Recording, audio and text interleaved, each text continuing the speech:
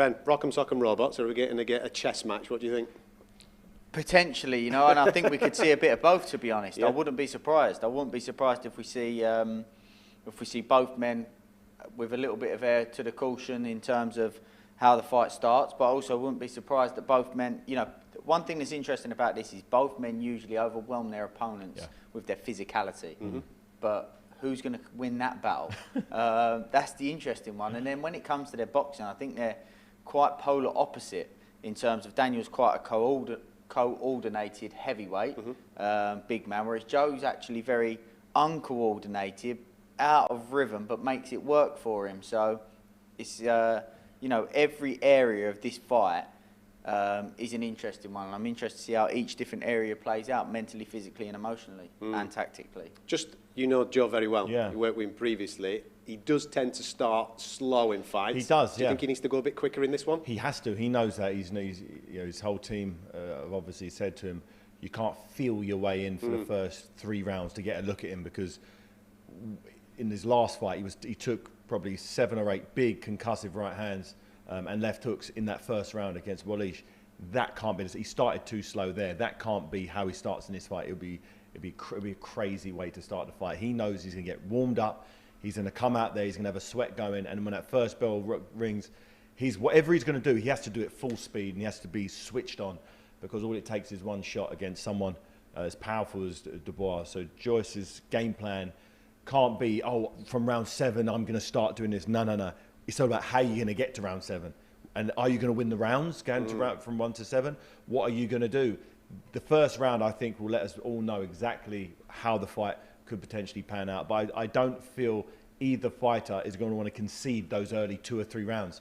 Neither fighter is the type of guy to let the other guy have that first round, to lull him into a false sense of security. This ain't the way these guys fight. These guys are very instinctive. They think as they're going. And once that bell rings and once they get hit and hit hard, they revert back to their natural instinct, and that is to come forward and throw big punches. Yeah. So I think, as Ben said, they might prepare to come out and box, which is great. But what happens when they get smashed on the chin by the other one? It could get messy real quick. I like that. Tactics out the window. No. As soon as someone gets one on the whiskers, let's just have it. That's what we want to see in it, though, as fans. I wouldn't be surprised, because there's going to be more so than normal an element of, I'm the big dog in this fight. I'm the physical dominator here, and you have to have that.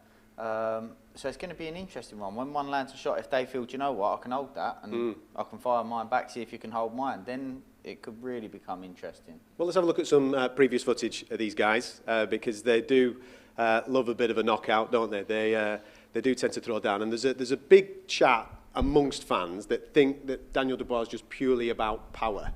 We saw in the Gorman fight, though, sets his stuff up well, doesn't he? He's got a fantastic jab and he works behind it. He does, yeah, and as I said before, he's a very well-coordinated heavyweight, which you don't see that often, but he's very fundamental, good feet, quite textbook in his approach. Everything sort of comes behind that lead hand, and it's a solid jab, and it obviously sets up a devastating right hand. In terms of his versatility and it's unknown. Yeah, exactly. Other areas of your game, we haven't had to see that, because, as pointed out before, he's physically dominated everybody. Yeah. So if those questions are asked and he goes with that approach and Joe has an answer for it, is he versatile enough to adapt and show us something else that he hasn't had to bring to the table yet? We had a little chat about tactics last week, and you've been in with plenty of guys with rock-solid chins. Yeah. Joe Joyce has got one of those rock-solid chins. How do you approach a guy like that? You have to know that you can hit some of your best shot. When I fought Nikolai Valuev, everybody said to me, you can't knock him out. He's just not the guy to be knocked out. His head's too big. He's got this disease, this gigantism disease where his skull's so thick, he won't be knocked out. I was like, yeah, wait and see. And after the first 3 rounds, I realised, okay, this guy can't be knocked out. Broke my hand on his jaw. I was like, maybe I'll go points here. But you have to understand that going in against Joe, you're going to hit Joe. Yeah. And one of Joe's game plans is to allow his opponent to gain confidence from hitting him, because he can take the shots. And when a fighter lands, when a fighter gets success, they want to throw more shots, because if a heavyweight hits another heavyweight on the chin, he ain't walking off. He's throwing more and more. But Joe's got a way of absorbing the shots and riding the punches, and his hands up. It's all a bit awkward and messy. Doesn't look that nice. But whilst that's happening, the attacking fighter's energy is going down, and Joe doesn't seem, his tank seems to stay the same. So once someone steps off and tries to have a breather, he then puts the pressure back on them, and they're not used to it. The heavyweights in general aren't as fit as the lighter weights, so they can only throw so many punches per round. Joe, for whatever reason, has a gas tank like I've never seen before. So if you're going to play that game with Joe, letting your hands go, trying to knock him out, you're going to need to have 12 rounds of that, and you don't need to have rests in between bursts, because he'll jump into that gap and let you know what he's got. What a good tactic for Daniel, not necessarily to go head hunting from the start. Chop down the tree, attack the trunk. Same thing though, if you're unloading constantly, you're going to blow up. I think there's got to be an element of Joe's going to know emotionally, hold on a minute, I have to be a little bit wary of this fella. He's a big lump and he can punch. Now I can use that as my advantage if I'm Daniel.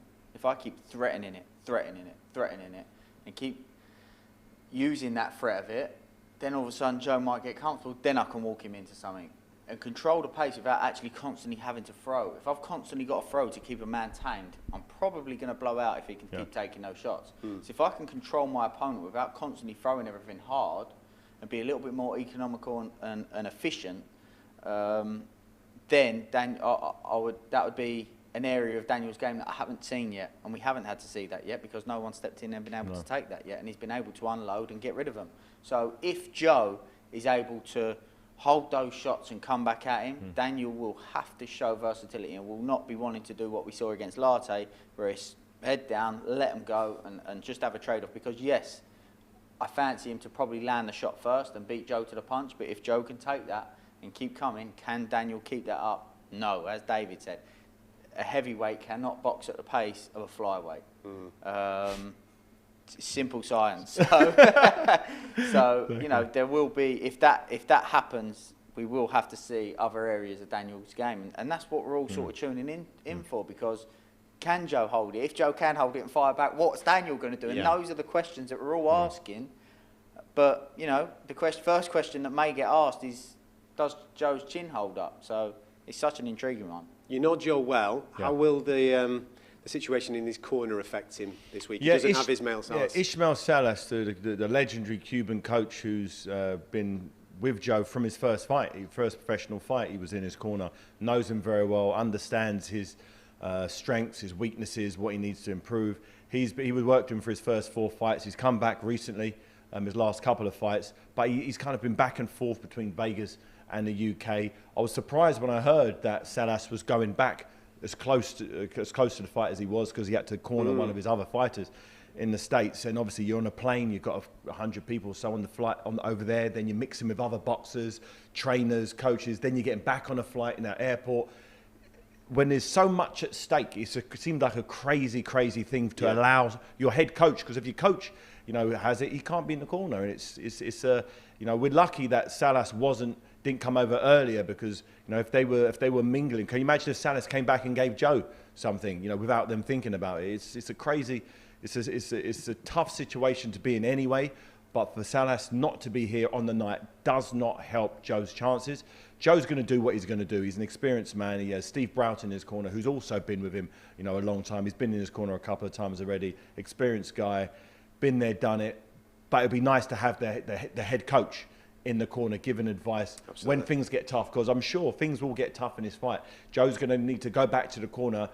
He's going to ask questions. He may be in a situation he hasn't been in before. He may be put down. It's not that crazy to think Joe Joyce may get put down in this fight, but he's going to get back up. And if he does go back to the corner, you need to know, you know, Steve's been there, he's been around, he's been in my corner, so he's got an experienced coach.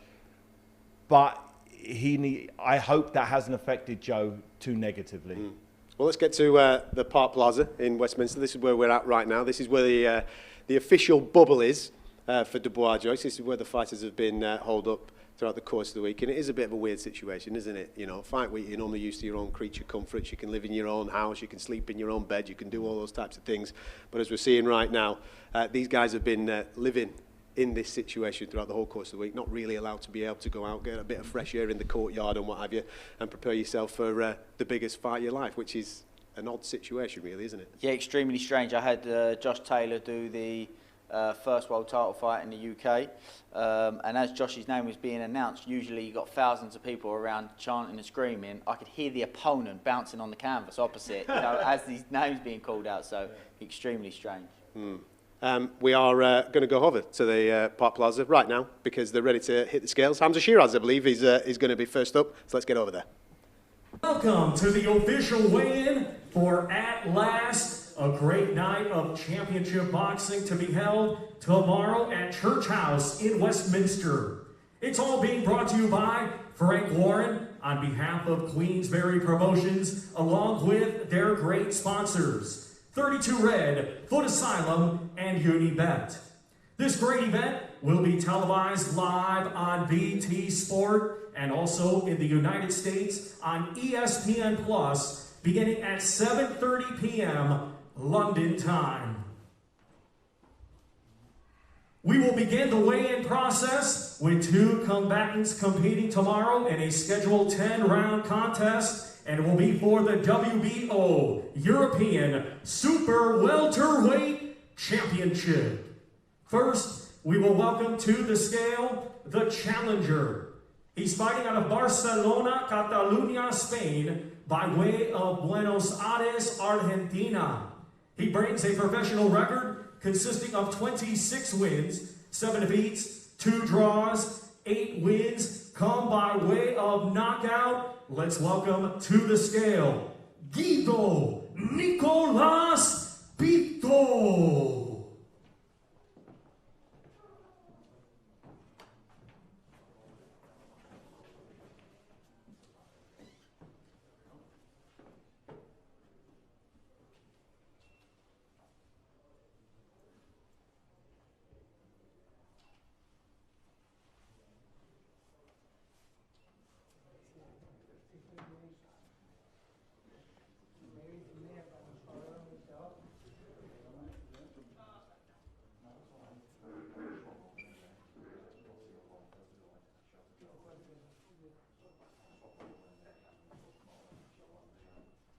You can see, just preparing at the Park Plaza for the live weigh-in, which you're obviously consuming at the moment on BT Sports, the YouTube channel, so thank you very much for coming along with that.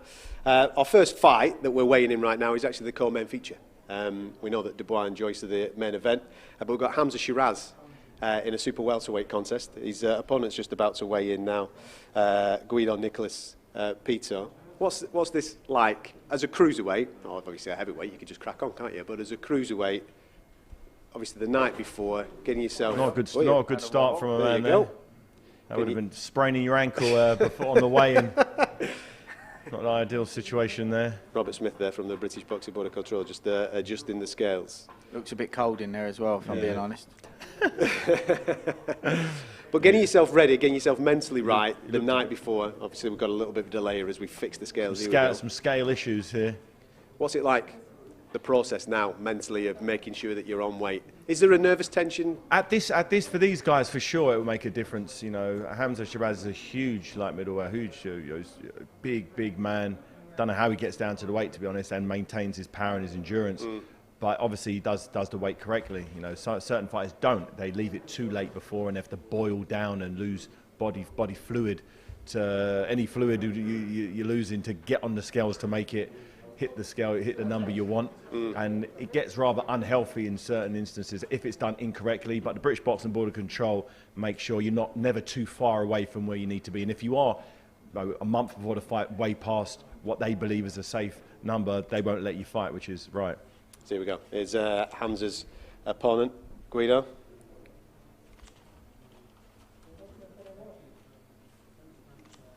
He looks happy, doesn't he?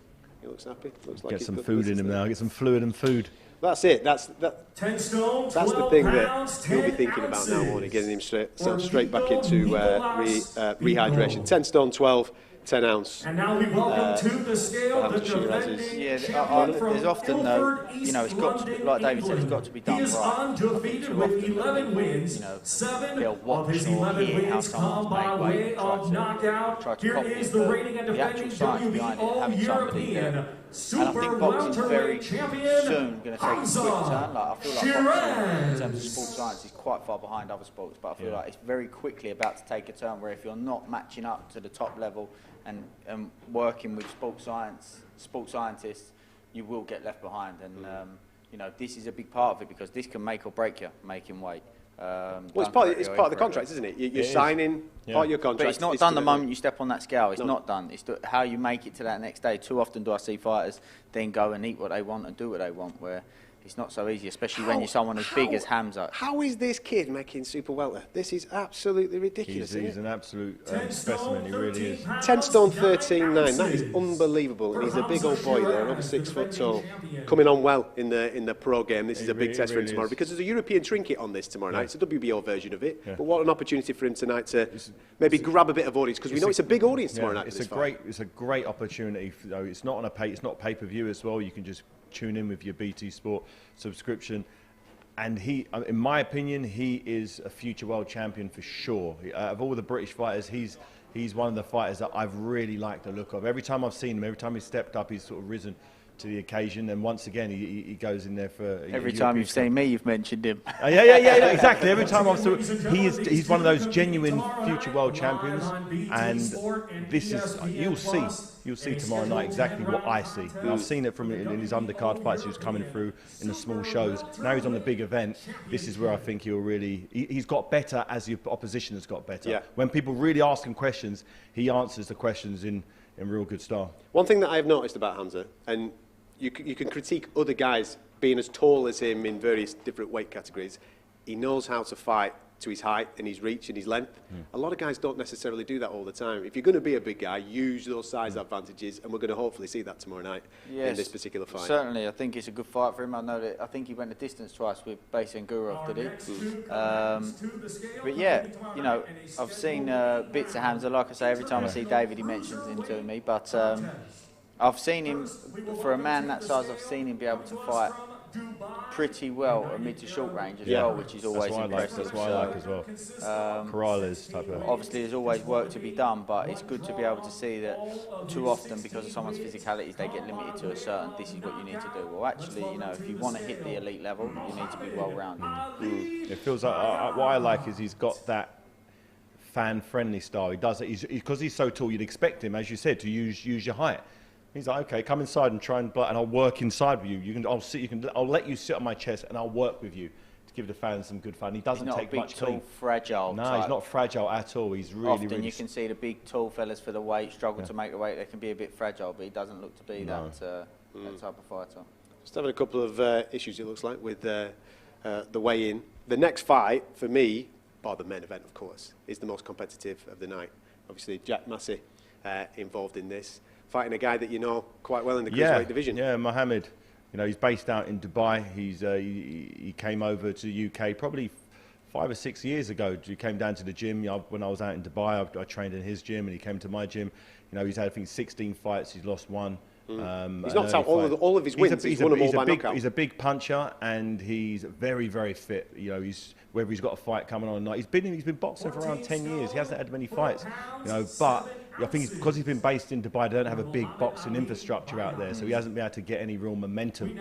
But he's a handful. He's strong. He's fit. You know, he's been around. He's experienced. He's sparred with a lot of different people. So I'm expecting. You know, I know a lot of people may not have heard his name because he's been based in Dubai. But you know, when he was over here, I know it was a few years ago. He really let me know he was willing to, you know, really push it in the gym and, you know, give himself, you know, every advantage in a fight by, you know, making sure he ticks the boxes.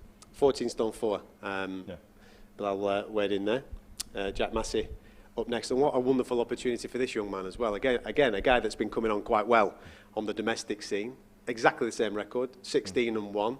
A little bit less on the knockout percentage. I think he's got 8 on his record, but a great opportunity tomorrow night to shine in front of a massive audience. Yeah, I was there when he fought Richard Riakporhe at the fight, and I think by the sounds of it, from what David said, that fight will definitely stand him in good stead for tomorrow, because obviously Riakporhe is a big puncher. A real close fight that was, so it should stand him in good stead for tomorrow. And I'm actually, from what David said there, Clash of Styles looks like this will be another cracking fight to watch as well, one for the fans. Yeah, neither fighters are the type of fighters that want to stink out the house. No. They want to let the hands go, and they want to get in and mix it up. And Mohammed for sure is going to be coming forward and letting Massey know what he's got. Official weight 14, 5 and 6 ounce for Jack Massey. How do you approach a fight if you're Jack coming into this tomorrow, knowing full well that the other fella's knocked every single one of his victors out?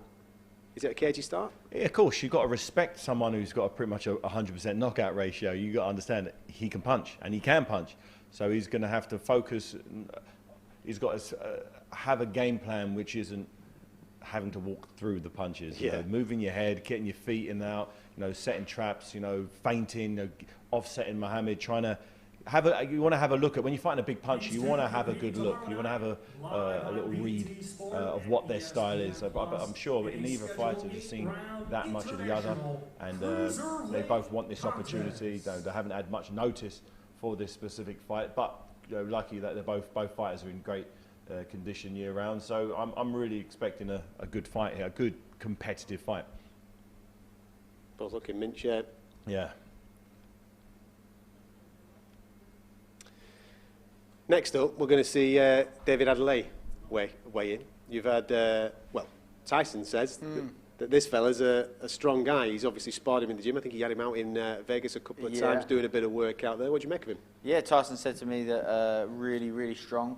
One of the strongest that he's come across, and spoke highly of him. So we've seen him blow a few heavyweights away and do what he needs to do. So it's interesting to follow his journey as well, because there's definitely potential a few fights down the line. The winner of this, the main event, I imagine, to go on to world honours, and the loser could be looking at a fight with David Adelaide along with him. So I'm sure he'll have an eye on the main event as well.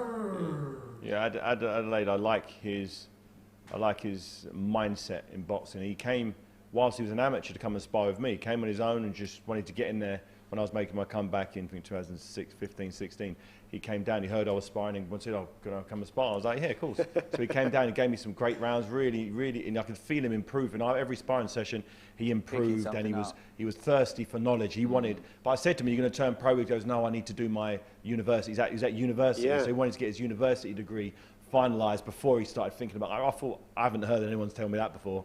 It was a different angle from a boxer, but he's got his degree, and now here he is in a professional game, looking as good as you can look.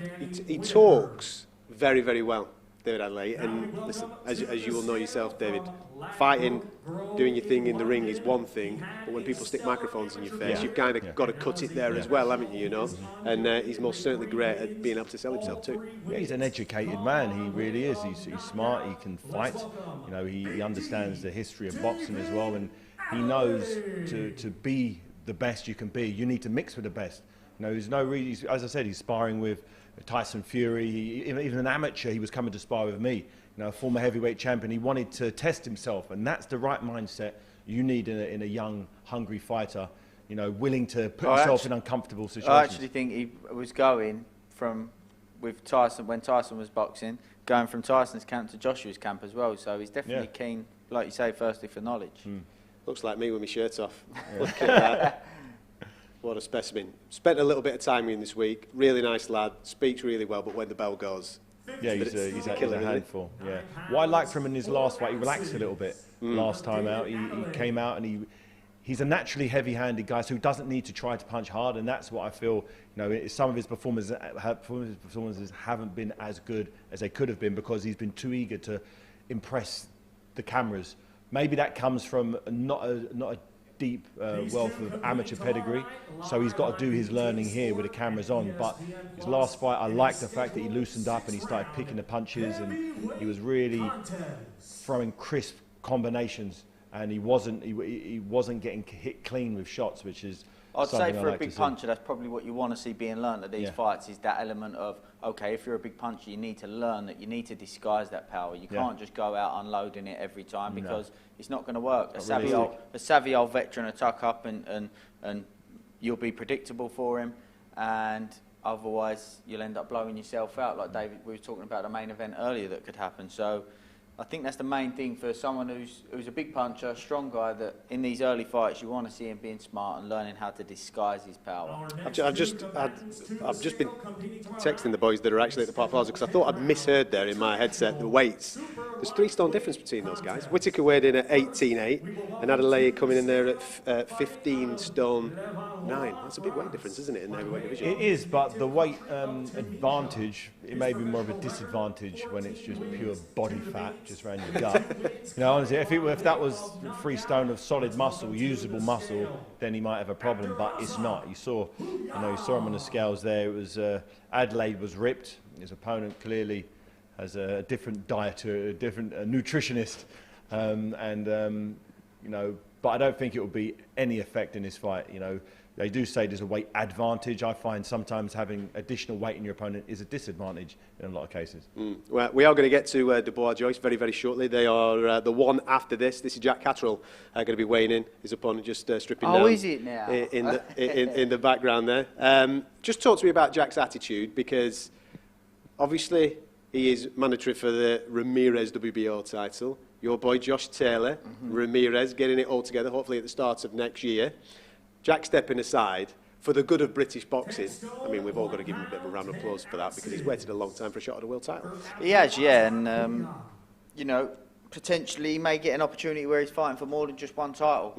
So, you know, it could end up reaping the rewards from it. But I like Jack. He's a nice lad. I've spent some time with him in Marbella as well. Working, not on holiday. Working, not on holiday, yeah, in the gym working, and actually did a little bit of pads with him as well. You know, I've been impressed with him. I think he's... What do you make of him since he's moved with Jamie? Because he's been there for, what, 2 years now, working out the Salford gym. And I think he's come on leaps and bounds in that 2-year period. He's most certainly developed his game. I agree, but I have always been impressed with Jack, to be honest. I think he's a strong lad. He's just at that point now, in my opinion, where he needs that. He does need that next step to say, okay, we know he's above British European level. We don't know if he can mix it with the elite level yet, and that's something that we need to see. But we won't know that until he gets an opportunity, you know. So if his boy Josh Taylor can come through and become undisputed champion, well, listen, we're all on board. I'm just playing diplomatic. But what a fight that is! A battle of Britain. Josh Taylor and Jack Catterall for all the marbles. I like the fact Catterall looked at the big picture. He could have forced the action, said, no, I'm next. But it would be for this title and not that title. I like the fact that, okay, let's get them all together in one place, and I'll go for the big one. And it gives him more time to look at his look at Taylor. He gets some time. I think it's a very, very shrewd and smart move from Catterall to take a step back. Focus. He's got a fight here, so he's staying busy. He's ticking over, and he gets to see what's happening at the top. On top of it as well, you know, business-wise, if you're talking sense, he gets another payday here. Yep. He also, Ramirez and Taylor get an opportunity to make themselves a household name in that next fight, because it's one of the biggest fights in boxing coming up. So, you know, realistically, business-wise, it only becomes a bigger fight as well, and he gets an extra payday here, so it's a smart move. Well, he's coming at 10 stone 3 ounce. His opponent, Haye, is coming at 10 stone 1 10 ounce. And there's also, just on that, what you were just saying, what an opportunity for him to make a statement this weekend. Okay, level of opponent isn't Ramirez and Taylor, we know that, but what an opportunity for him, just to remind everybody sat back at home who Jack Catterall is, especially if the next fight is for a world title. You're just eyeing him up there, aren't you? You're giving him the one, so just have a little bit of a look. Obviously, he's got the mask on, but his eyes looked a little bit, don't know, but I'm sure he would have made that well. Look at you. You're always working, aren't you? He's looking at him. You look at him as an opponent now. You every time you look at him, it's like, okay, you're looking at him. Every look at his eyes, his body language. Does he look dry? And you're looking at everything. You have to, you know. But like I say, I like Jack. I know him well, but definitely it's an opportunity, you know, to on a massive card to make a statement and make a name for himself to people that are tuning in that may not have seen him before. So. Yeah, definitely. I think he's made the smart decision to let that fight take place and to box on this card. Okay, I think we'll hand over to the Park Plaza for a bit of an introduction, because we've got 2 absolute monsters coming our way, boys. At this time, we are finally, at long last. Our main event participants, They will be competing tomorrow night in a scheduled 12-round contest, and it will be for the British Commonwealth, WBO International, WBC Silver, and the vacant EBU European Heavyweight Championships. We will first welcome to the scale the challenger from Putney, London, England. He was a 2016 Olympic silver medalist and now is a professional. He is undefeated with 11 wins. 10 of his 11 wins come by way of knockout. Here is the undefeated former Commonwealth, WBA Continental, and WBA Gold Heavyweight Champion, Joe the Juggernaut Joyce.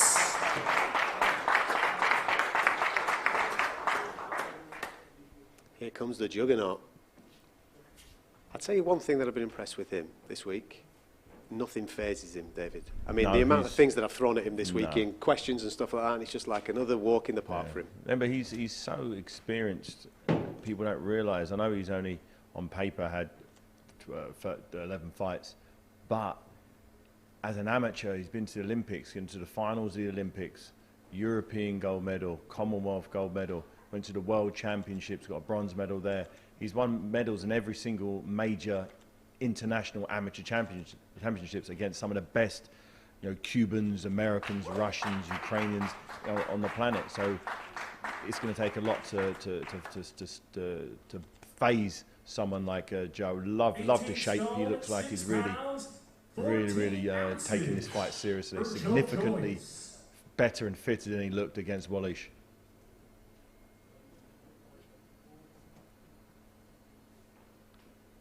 Juggernaut Joyce coming in at 18 stone, 6 pounds, 14 ounce.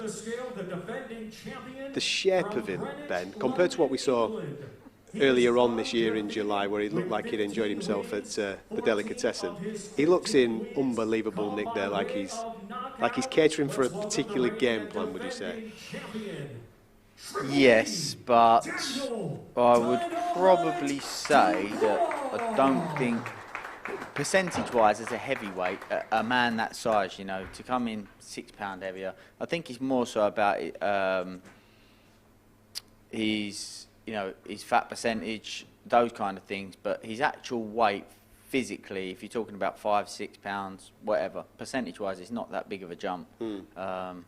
So I think Joe's a phenomenally conditioned athlete, and I wouldn't be overly worried about Joe's weight. I think it'd be more interesting Daniel's weight, to be honest, to see what Daniel comes in at. Well, look at the size of this guy. His shoulders are as big as my head. I've been stood next to him throughout the course of the week.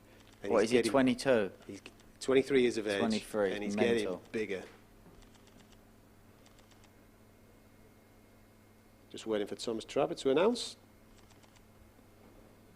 17 stone, 6 pounds. 17 stone, 6 ounce. Stone So he's a lighter. stone lighter. He's a stone lighter than where Joe is at. What do you make of that, David? I think both fighters clearly have put the work in. Both fighters look optimal. Whatever their game plan is, they both look very, very ready to implement it. Joe Joyce, I was very, very happy seeing Joe Joyce on the scales there. Knowing Joe from his first professional fight, to seeing him in his last fight against Wallish, where he was carrying a good stone and a half of just unnecessary fat. Also the muscle mass he usually has, he didn't have, but now it looks like he's traded a lot of that body fat for lean, mean muscle. And Dubois, I didn't realise there's not that much difference in size, height-wise, between the two. I always assumed Joyce was a good 2, maybe 3 inches bigger, but they look pretty much eye to eye there. So I think Joe is a little bit taller, if I'm being honest. I'm not sure. The hair helps. Well. I'm not sure what trainers they've got on. But it doesn't look like there's that much in it. It really doesn't.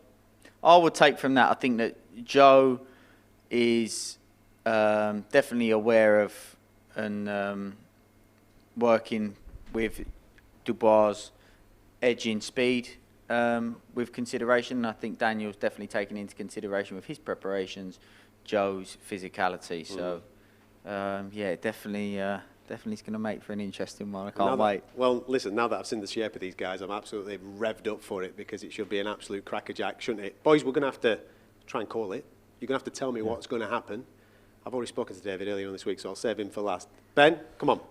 Dubois and Joyce, how does it play out? To be honest with you, if I called this fight, I would literally just be blagging it. That's the God's honest truth, because I genuinely don't know. I don't know, because there are certain questions of each man that I genuinely, hand on my heart, believe that each man is going to ask those questions, and we'll certainly find out more about them and their ceiling of potential after Saturday night. But if I'm to call it for Saturday, I genuinely would be blagging it. Is that? As always. Do you want to get them splinters out your backside? David, come on. Yeah, I think Joe Joyce's experience and the fact he's been here a lot more times. When I say been here, I mean having an opponent in front of you, whether it's with a head guard, whether it's with a WSB, he's fought at a higher level consistently for the last 10 years. So I think when it comes to the crunch, Daniel is going to be asked significantly more questions than Joe has. Joe's fought high level opposition before and he's found a way to overcome it. Dubois hasn't yet. Whether he can't do it tomorrow, I don't know, but I can only go by what I've seen. I've seen Joe Joyce compete and win at a much higher level than Dubois, so I'm going with Joe Joyce, late stoppage, points decision, but I'd straddle that with, I wouldn't be surprised if Dubois was able to land something crazy early, like he does in every one of his highlight reels, but if he can't do that, it's going to get real physical, real tough, real soon, and it's going to be blood and guts, and who can live in that blood and guts environment the longest? I'll go with Joe Joyce. There you go, boys. I think we've sold it, haven't we? I think we're in there. Make sure you come and join us. 7:30, BT Sport 1. That's where it's going down. It's an iconic venue, Church House in Westminster.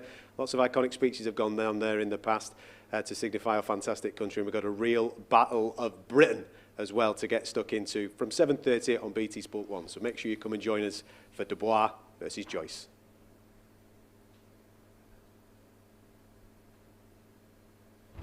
Nobody can match me.